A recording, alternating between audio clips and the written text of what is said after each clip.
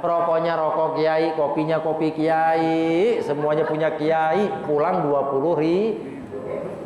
Pas rokoknya habis, kiai lagi nak ngobrol, bisa minta kiai nggak mungkin ngasih, nggak mungkin nggak ngasih, karena kalau nggak ngasih dibilang kiai pelit, kan begitu. Ngasih rokoknya kiainya Samsu, elunya Sampurna Kretek, ya seneng lah. Ya kiai, oke mantap, ngobrol mantap, ya mantap lah kata kiai, semuanya gratis kok. Saya itu ingin banget, abah saya bilang gini, Dok, gua nggak butuh lu jadi kiai, yang gue butuhin dari diri lu adalah mencari ridhonya seorang guru. Buat guru tuh ridho sama diri lu, buat guru lu itu ridho, rela ngasih lu ilmu, buat guru lu tuh seneng ridho dengan keberadaan lu. Itu tugas lu. Saya tanamkan itu sampai sekarang.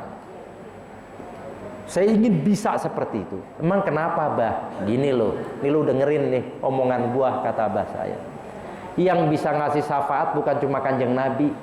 Nanti ini ketika para ulama pada mau masuk surga sama Allah disuruh berhenti. Berhenti loh, jangan masuk dulu. Ini ulama nanya, kenapa ya Allah saya nggak boleh masuk surga? Bukan nggak boleh. Demi ridhoku, aku rela, aku izinkan kalian para ulama memberikan syafaat kepada siapapun yang kalian kehendaki. Lah ini mau minta syafaat, kayaknya lapar kagak dipikirin, kentut.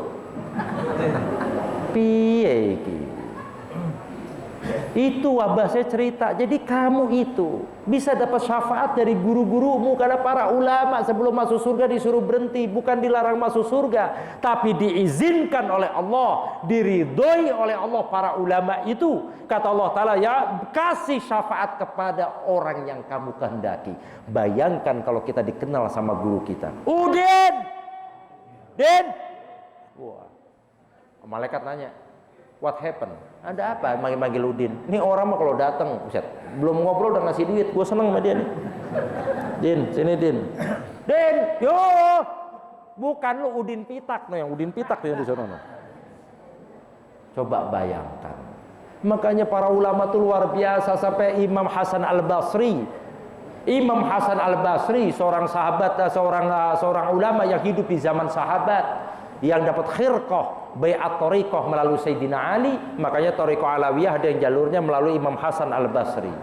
Itu Imam Hasan Al-Basri bilang, usahakan diri lu itu dikenal sama ulama. Nanti kalau diri lu maktubun fi qalbi, kalau diri lu, nama lu udah tercatat di dalam hatinya para ulama, itu ulama masuk surga. Ketika Allah melihat hatinya para ulama ada nama lu ikut-ikutan masuk ke dalam surga.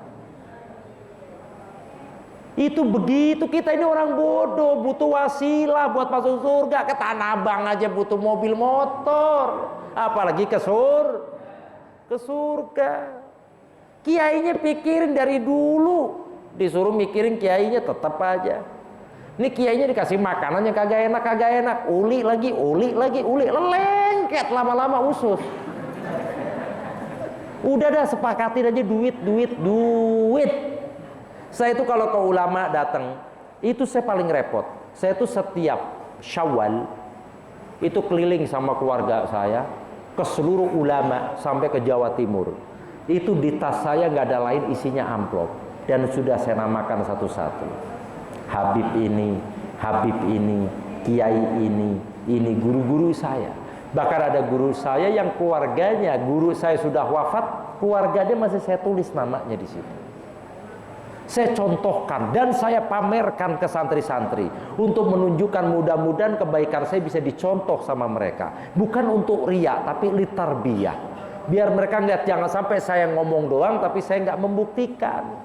Saya ingin guru saya senang berangkat, Assalamualaikum. Ada guru saya yang bilang, nih, ridho tuh paling antik katanya. Orang lain mah ngobrol dulu, kalau dia kagak, ngasih amplop dulu. Dia kayak begini, mantap saya ngasih ilmunya tuh. Ya begitu. Jadi gitu, tunjukkan satu kebaikan yang berbeda dibanding orang lain, hanya ingin mendapat ridhonya seorang guru. Anda walaupun sepuh tetap nggak bisa. Guru tuh gak lihat tua muda, gak ada urusan. Ini bicara siapa yang punya ilmu. Akhirnya kalau udah begitu, guru ngomongnya enak. Ada apa? Kemarin ceramah Buya tuh Isra Mi'raj, Katanya di sholat tuh ada rahasia-rahasia tertentu. Ya karena gurunya tahu nih tebel, nggak suncu.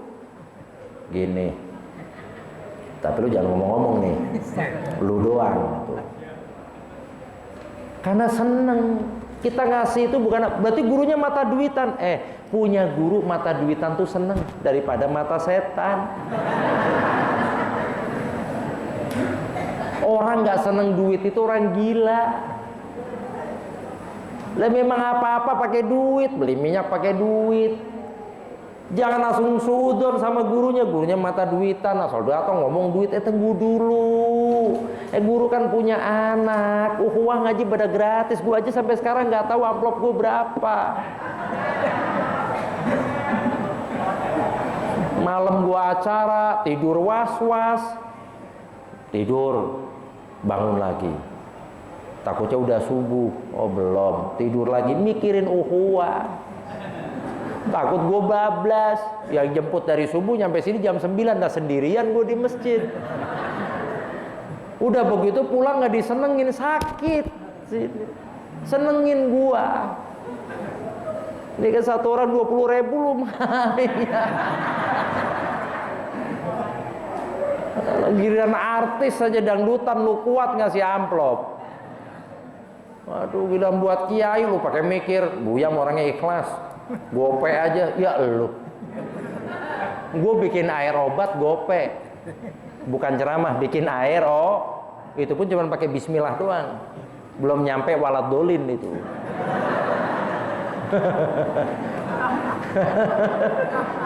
Ini kok kiai ngomongnya duit terus, emang ngomong apa gua? Mulut gua. Lu ngomong duit, nggak ada yang ngeritik. Gila kiai ngomong duit dikata-katain. Ini gimana mau jadi orang yang ilmunya munfaat, gurunya dikatain terus, diomongin terus. Gurunya kawin lagi diomongin. Ibu-ibu tuh terutama tuh. Kiainya kawin lagi, gua nggak mau ngaji sama dia. Ntar lu suami jangan ngaji, ntar lu ikut-ikutan poligami lagi lu. Ya Allah. Dia yang kawin gurunya, kenapa yang marah mama? Ada mama ngomong gitu sama saya, Buya jujur aja saya kalau punya guru bininya banyak saya gak mau ngaji. Suami saya juga nggak boleh, takut ketularan. Bohong lu bilang. Lu bohong kenapa? Karena bininya bukan lu aja, gue bilang gitu loh. Coba bini ketiganya lu, pasti lu ngajinya tekun, gue bilang begitu. Gak bakal ngatain. Ini karena bini ketiganya orang lah. Ya mak ya. Jangan biarin gurunya mau bininya 4 kek. Jangan diomongin deh, kok campur aja urusan rumah tangga orang. Biar aja gurunya tanggung jawab di hadapan Allah, tugas kita Nih saya ceritain sebelum saya tutup, enak aja udah kelewatan ini jam ini. Janjiannya jam 8 sampai setengah 9. Ada seorang santri ngaji sama seorang ulama. Ini santri ini luar biasa. Saking luar biasanya di santri, dia itu mukasyafah. Dibuka hijabnya sama Allah sehingga dia melihat di keningnya gurunya tertulis ahlun nar. Bayangin. Dia ngaji kaget ngelihat di kening gurunya tertulis gurunya ahli neraka. Tuh santri bingung. Lah. Gua ngaji sama ulama, tapi kok Allah buka hijab gue lihat jidatnya tuh ulama tulisannya apa? Ahli neraka. Dia mau ngomong takut. Terus aja dia ngaji, tapi tulisan tuh masih ada. Akhirnya dia beraniin diri tuh ke gurunya. Ya Syekh, saya dari kemarin tuh mau ngomong, cuman takut. Mau ngomong apa lu? Begini, saya nggak tahu. Tiba-tiba Allah membuka hijab saya. Aku lihat beberapa kali aku ngaji di keningmu tertulis ahlun nar, ahli neraka. Gurunya kagak marah. Gurunya cuma tersenyum. Dia bilang sama muridnya, wahai muridku, aku sudah tahu kalau diriku ahli neraka. Karena aku sudah tahu diriku ahli neraka, maka aku habiskan diriku untuk mengamalkan ilmu, untuk meneruskan perjuangan Rasulullah. Semoga Allah memberikan rahmat dan ridhonya mengampuni dosaku. Hebat gak tuh? Ternyata gurunya lebih hebat. Apa yang terjadi setelah beberapa kali ngaji, di jidat tuh guru berubah menjadi ahli surga. Ini contoh buat kita. Ngaji sama kiai udah ngaji, jangan ikut campur urusannya, jangan gosipin. Kiai pakai mobil bagus nih kayak duit amal ukhuwah nih, jangan. Orang kok nggak berhenti suudon. Kita dapat ilmunya aja kalau mau dibayar kagak cukup. Biarin. Saya punya guru yang istrinya 3, saya cuek, istrinya 4 cuek, karena saya bukan butuh itu. Saya butuh Sekarang begini, lu sama guru suudon, tapi kenapa lu sama orang kafir nggak suudon? Berapa banyak ilmunya orang kafir yang kita pakai? Tapi lu nggak suudon tuh sama dia. Kita nggak suudon sama dia. Anak kita sekolah kadang diajarin ilmunya kafir, kok kita nggak suudon sama gurunya? Pada jelas-jelas tuh ilmunya orang kafir. Tapi kok kita nggak suudon, tapi giliran kiai, ustadz suudon terus sambar geledek bener-bener. Biarin, tugas kita tuh thalabul ilmi, nuntut Makanya Sayyidina Ali sampai wanti-wanti undur maqala wala tandur man qala. Itu saking hati-hatinya Sayyidina Ali. Udah liatin apa ilmu yang disampaikan. Jangan lagi melihat gitu loh. Siapa orangnya. Cerita terakhir sebelum saya tutup. Gue udah nggak tahu bicara apa. Pokoknya yang dapat yang enggak bodoh amat. Karena gue dari kemarin bingung mau ngomong apaan. Ada seorang ulama besar, setiap ngaji selalu ditutup mukanya. Seluruh santrinya laki ataupun perempuan gak pernah bisa melihat wajahnya. Bahkan santri yang paling pertama, santri yang paling senior, itu gak bisa lihat wajahnya. Bingung, pokoknya selalu ditutupin pakai sorban. Akhirnya santri yang senior ini beranikan diri nanya, "Ya Syekh, aku adalah orang yang pertama menuntut ilmu kepadamu. Mbok yo aku dipersilahkan melihat wajahmu walaupun sebentar." Apa kata gurunya? "Jangan." Kenapa? Jangan. Pokoknya jangan. Enggak, kalau ini saya mendesak harus lihat. Saya takut kamu itu nanti khawatir. Saya takut kamu nanti kecewa. Enggak, pokoknya saya harus lihat. Oke, kata saya. Dibuka itu wajahnya, ternyata badannya manusia, mukanya keledai. Itu Syekh mukanya apa? Keledai. Kaget itu santri. Nanya, "Ya Syekh, selama ini wajahmu seperti ini?" "Iya." Makanya kalau saya ngajar ngaji saya tutup, nggak boleh ada yang tahu. Apa sebabnya Syekh? Dulu saya tuh ngerasa diri saya pintar dibanding guru saya. Sehingga ketika saya sholat, guru saya belum ruku, saya ruku duluan. Karena ngerasa udah paling berarti kan murid nggak punya adab. Akhirnya saya kena sumpahnya hadis Nabi yang kalimatnya siapa yang mendahului imam maka seperti keledai. Ternyata kena saya, kualat muka saya kayak keledai. Makanya ini salah satu contoh orang yang nggak punya adab. Nah sekarang saya ngabdikan diri ini sebagai tebusan saya. Saya habiskan diri saya untuk mengamalkan ilmu. Semoga Allah mengampuni saya dan guruku meridhoi saya. Saya ingin dapat ridhonya guruku, ingin dapat ridhonya Gusti Allah. Saya tutup aib saya terus nimba ilmu tanpa harus berpikir bagaimanapun. Makanya jangan lunjak sama guru, entar muka lu jadi kucing. Keledai ya. Jangan, walaupun gurunya muda tetap harus santun. Karena yang kita kejar adalah ridhonya seorang guru. Sudah banyak ilmu yang disampaikan, sudah sampai mana Anda mengejar ridhonya seorang guru?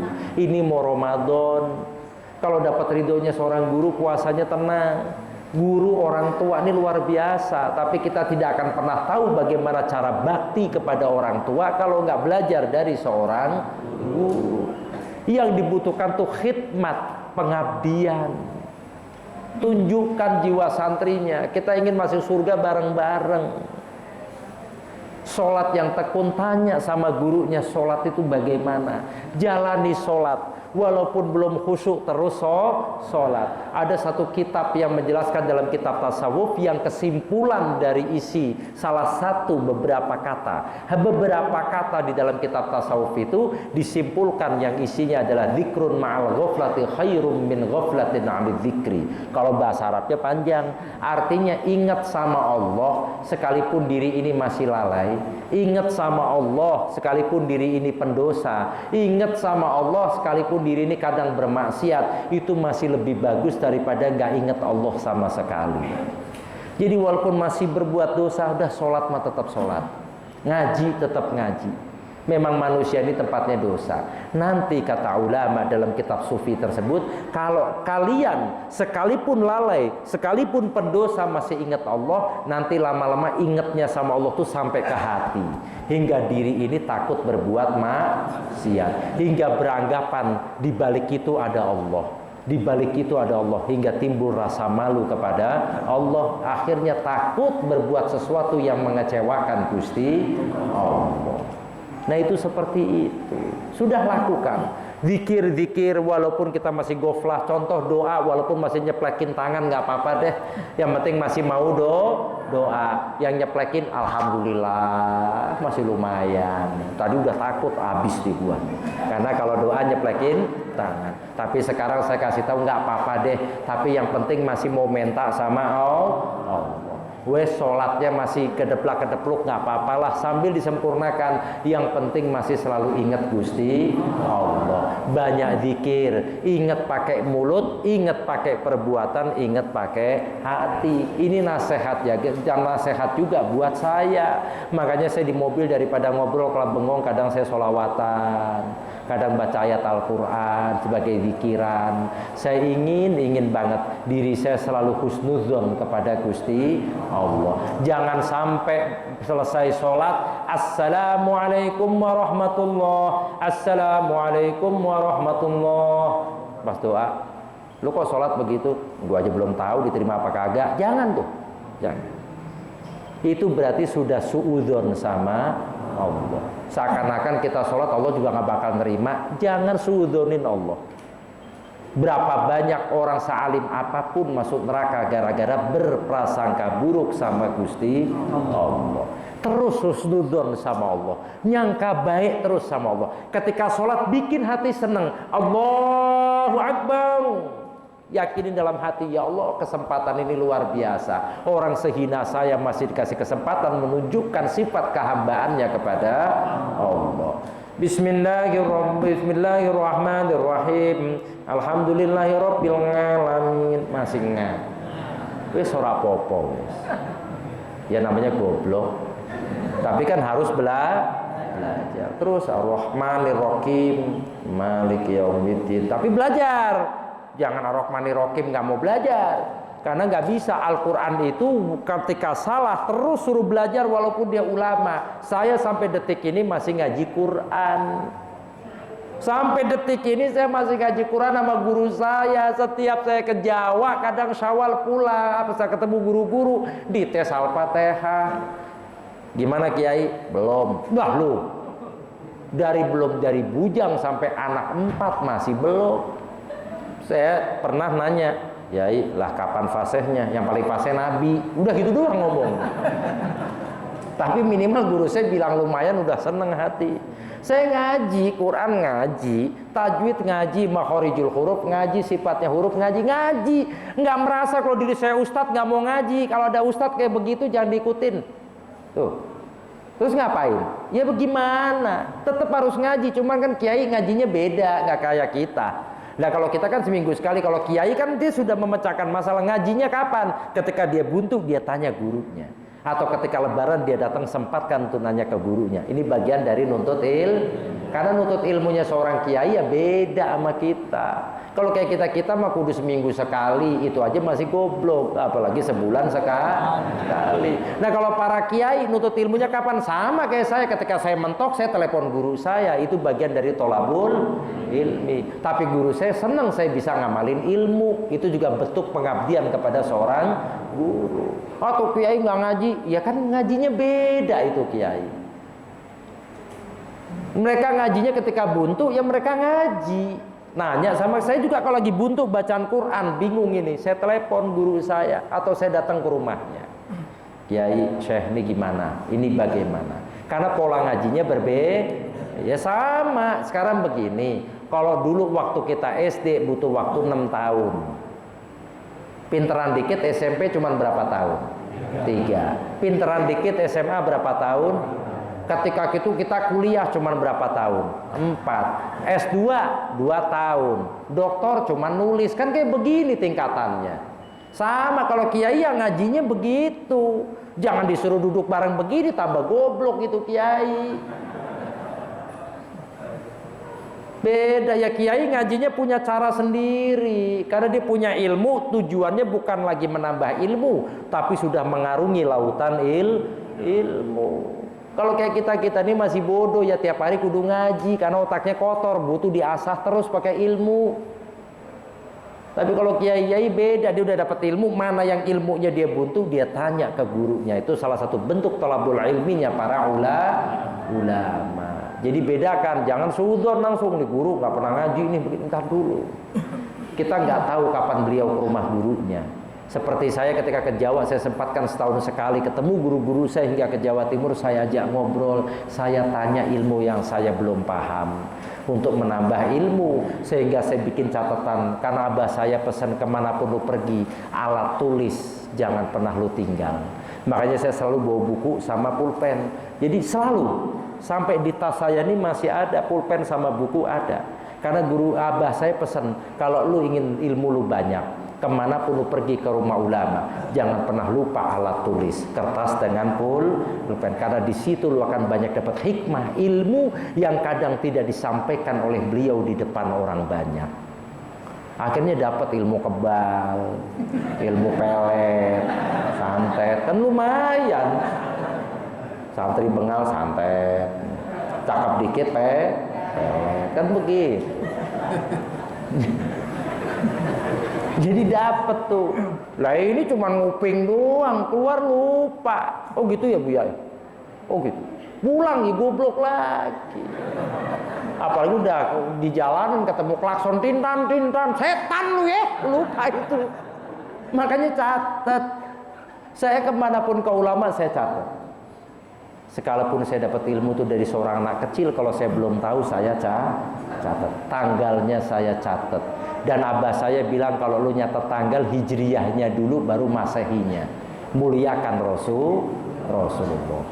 Akhirnya saya catat hijriyahnya, jamnya, harinya. Sehingga kitab-kitab saya, catatan-catatan saya, hawashi, catatan-catatan kaki saya, hasyiahnya, itu banyak tanggal dari kiai siapa, dari habib siapa. Saya bilang ke anak saya berangkat suruh santri ke Gramedia, beli file map begitu, saya selipin lembaran-lembaran kertas yang saya dapat dari guru saya. Saya bilang sama anak saya, ini yang menjadi saksi saya juga nanti di akhirat, kalau saya pernah berguru dengan seorang ulama. Itu begitu. Saya tuh punya lemari khusus sampai segini itu. Itu catatan macam-macam itu. Oh, cara makan pelor begini nih. Saya catat itu. Pelor sepeda itu. Kalau pelornya ninja kegedean, keselak. Catat. Oh, ini kalau mukul orang dari jauh supaya bonyok begini nih. Kalau bikin mencret megang cabai berarti. Catat semua. Oh begini semua. Oh ini kalau orang susah ngasih sumbangan peletnya ini ntar duitnya keluar nih berarti. Itu diajarin. Padahal murid lain nggak diajarin. Saya catat semua. Saya bikin itu menjadi hawashi, jamak dari hasyiah, catatan-catatan kaki. Sehingga saya dapat asrorus sholat ijazah dari seorang guru. Saya duduk, Dok, kalau kamu ingin dapat nikmatnya sholat, lakukan 3 hal di dalam sholat ini. Wah, saya catat. Tanggal segini saya catat. Ingin ngejar ridhonya seorang guru, itu lakukan. Makanya besok kalau ngaji bawa pulpen sama pensil. Jangan HP doang geletakin, kena virus, hilang dah tuh ilmu. Wah, gue mah pakai HP nih. Iya, nanti pas kehack mampus udah. Ya hilang. Kenapa ilmu gue hilang? Bawa kertas sama pulpen. Atau boleh direkam di HP, pulang catat. Karena kadang kan gurunya ngomongnya kecepatan. Apalagi gurunya udah ngantuk kan ngomongnya nggak jelas. Ini mah ribet ini. Rekam, udah. Makanya kalau perlu besok ukhuwah depan HP semua taruh nih, meja HP khusus. Wah udah. Pulang ketuker. Yang sudah ngincer Samsung tuh yang itu. Ini Mas Xiaomi mah udah. Jadi insya Allah pulang kaya karena ganti-ganti HP. Rekam, gurunya ngaji dengerin, rekam. Sampai rumah ambil buku, disetel, tulis. Bisa jadi anak turun kita akan mengamalkan ilmu yang kita dapat. Itu begitu. Jangan cuma ngejar barokah tapi goblok tetap jangan. Minimal pinter dikit dah, gitu loh. Rekam, dengerin, karena kita kan nyatet kadang kan ya namanya kita orang zaman kemarin kan gitu. Nyatet kadang meletot, udah rekam sampai rumah catat, tunjukin ke anaknya. Nih loh, babe lu habis ngaji. Ini ilmunya, ini yang didapat pada Ahad tanggal segini, jam segini yang ngajar Kiai Zulfa, ini yang ngajar Kiai Habibi, ini Kiai Ja'far, ini Kiai Hamid, udah catat semua. Tanggalnya nanti anaknya diterangin, ini nak bukunya bapak waktu ngaji di ukhuwah. Oh gitu Pak, tulisannya cakep banget Pak. Masa sih, ini saya aja nggak bisa baca tuh lihat. Jadi yang bacanya orang-orang khusus. Dan ketika nulis ilmu, di atasnya bikin Bismillahirrahmanirrahim. Selama tulisan Bismillah itu masih tercatat di buku itu, selama itu juga malaikat berdoa kepada Allah agar orang yang nulis Bismillah tadi dosanya diampuni oleh Allah. Itu pentingnya ilmu. Makanya likulli hibrah barokah. Di setiap alat tulis itu ada keberkahan. Mulai sekarang dirubah pola belajarnya. Jangan mikir tua atau muda. Aduh gue udah telanjur tua. Emang kalau tua matinya cepat kan belum tentu. Bisa jadi yang muda itu ntar yang tua duluan. Kan begitu. Udah catat itu ilmu. Dari sekarang begitu dirubah polanya. Dan pikirkan umatnya Kanjeng Nabi. Insya Allah ukhuwah ini kalau memang gak diridhoi oleh Allah, dari kemarin pas corona udah sepi. Tapi buktinya gue lihat pada gak takut sama corona. Si aki-aki cerita, lu jangan takut sama corona. Nih gue mau cerita sama lu. Indonesia dijajah sama company 2,5 abad hampir. Kagak masalah tuh. Makanya corona jangan takut. Paham nih? Tuh udah jam 9. Gue rugi gue. Udah tutup. Gue ngantuk. Ini Ustaz Hamid tumben berani negor gue. Enggak, memang saya perjanjiannya nggak mau lama. Ini penjahat nih kayaknya nih. Gue dihipnotis sama jamaah ini. Udah, saya tutup aja. Pokoknya saya nggak bisa nasihatin apa-apa, hanya memberikan info.